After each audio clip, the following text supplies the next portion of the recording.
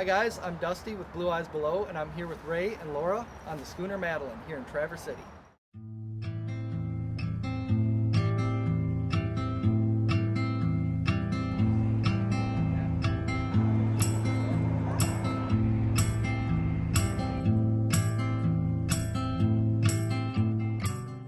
Welcome aboard the schooner Madeline. Schooner Madeline is a reconstruction of a mid-19th century wooden schooner. There was an original Madeline that sailed the Great Lakes between 1845 and probably the 1870s, and we use that ship as a model for the schooner Madeline. So she is constructed by the volunteers of the Maritime Heritage Alliance between 1985 and 1990 when she was launched. So this is her, we call it her 32 years plus anniversary, because COVID kind of killed our 30th anniversary party. So we're celebrating our way forward. So why was the Madeline chosen as a ship to recreate? Good question. The Maritime Heritage Alliance wanted to build a schooner in the manner that Great Lakes schooners were built, with the traditional woods, using traditional methods. And so they sought to find something that was significant, and they discovered the story of the schooner Madeline. She was a small schooner that was built in 1845 in Fairport, Ohio. Next thing that we know about it, that she was registered in Mackinac. And so she was involved in small trading activities built around Mackinac. The significance for us was that she was a small, manageable size to build, but also she has a special story for the Grand Traverse area.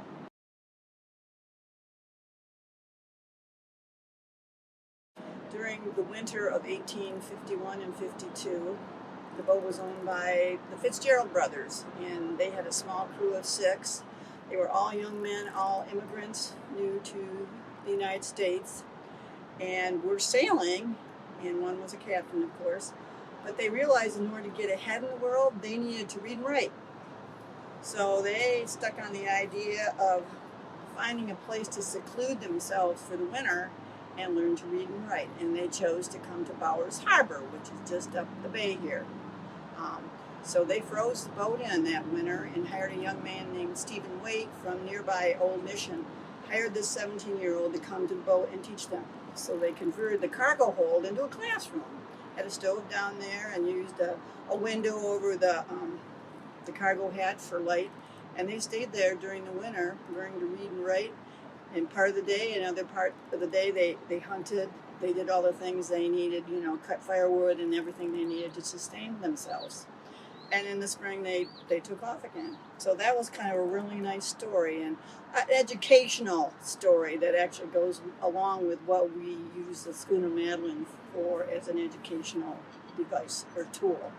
Very nice. So local history is right back here doing Right. more history. So the significance of the original owners was that all of them went on to have successful careers, and 2 of them became captains. One became a lighthouse keeper. Another one was a carpenter. But they all used those skills, and one of them had a great-grandson named Edmund Fitzgerald. So the Fitzgerald family got involved in insurance, and they are actually a big insurance company who built the Edmund Fitzgerald. So the Fitzgerald family was part of our building process here. They donated to our project here. All right, guys, so while editing, I realized I should probably do a quick video and explain why I'm on the schooner Madeline in the first place and why I'm filming a windlass. So as a diver, I'm always seeing these capstans and the windlass on the front of the shipwrecks, but I've never actually seen one in operation. So Ray, who's one of my Patreon supporters, actually set it up so I was able to come on board and do a bit of filming, and I decided to tell the story of Madeline and what the Maritime Heritage Alliance is up to. Hopefully you guys find it interesting, because I sure as heck did. All right, back to the video. Well, we're standing on the bow of Madeline, and it's up here that we have the gear that we use to raise the anchor. And in our case, it's a cast iron double-headed winch that was made in Lunenburg, Newfoundland, which has made iron parts for schooners for many, many years. Our wheel and actually our deck bilge pump are also cast iron from the same place.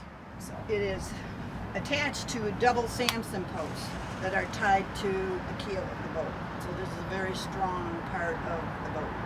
The port side of our windlass is what we call a gypsy head. It has a smooth surface, and we use that with an anchor rod or an anchor line. So here on the starboard side, we have what we call the night head, and we use it with a chain anchor rod. So you can see where the links of the chain go in these little openings so that we can pull it up link by link.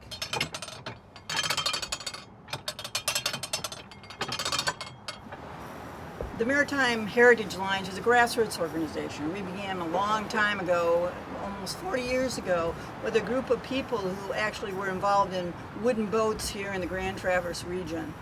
And most of them actually were located right in this place where we are now. There used to be another marina here. But they got together monthly to talk about boats and share stories. They were interested in boat building, all kinds of things. And so they organized the Maritime Heritage Alliance as a nonprofit. And the first thing they decided to do to further the education on the Great Lakes was to build a Mackinac boat, which are the little double-ended sailboats that were used in the 19th century as, we call them, the pickup trucks of the 19th century. So we built a boat called the Gracie L, and that was the first boat we built with all volunteers. And then, because these guys and a few ladies actually said, okay, what next? You know, we can do that. They decided to build a schooner. From then on, they went on, and over the about 3 years they took to actually design and get the boat lofted, and then for 5 years they built this boat actually on the shores of Grand Traverse, right behind what used to be the old cherry factory downtown, courtesy of the Great Lakes Maritime Academy. So we built the boat there with thousands of hours and hundreds of volunteers, and the public came in through the whole thing while it was building. I call her, Madeline, the boat built on faith, because lots of times we didn't have the money because we were not a big high-powered nonprofit. We said, okay, we're just going to find it. And we also had lots of the support from Jerry Olson. He and his wife owned the grocery store, Shane, here in Traverse City. So he was also a major contributor because he just loved volunteerism. So we had a lot of community support, as you well can imagine. So if people want to help out, how can they? Well, Maritime Heritage Alliance is a volunteer-driven organization. You know, we're a nonprofit. We rely on volunteers, and that's what we encourage: volunteer involvement in all our programs, which are all education programs: boat building, boat repair, boat maintenance, crew training, just operating the boats. We have the schooner Madeline, which is the queen of the fleet. So we also have a smaller boat called the Champion, where we do youth programs. So she's busy all summer too. And we have small boats, so we have lots of opportunities for people to come in, get involved at whatever level they wish to do. And you can find out more information by going to the website www.maritimeheritagealliance.org.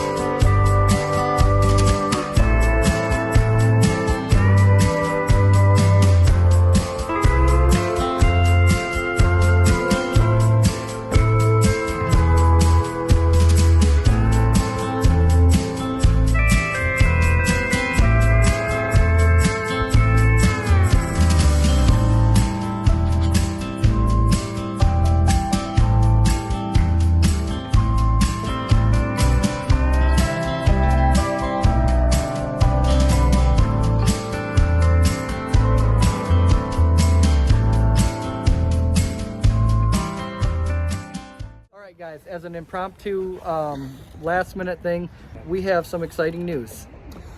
Well, actually, this is old news, but one of the best kept secrets around Traverse City area is that schooner Madeline takes passengers out for free sails. Go to our website and you can get the details and sign up. I like that. All right, thanks guys. As you know, the best kind of boat is someone else's.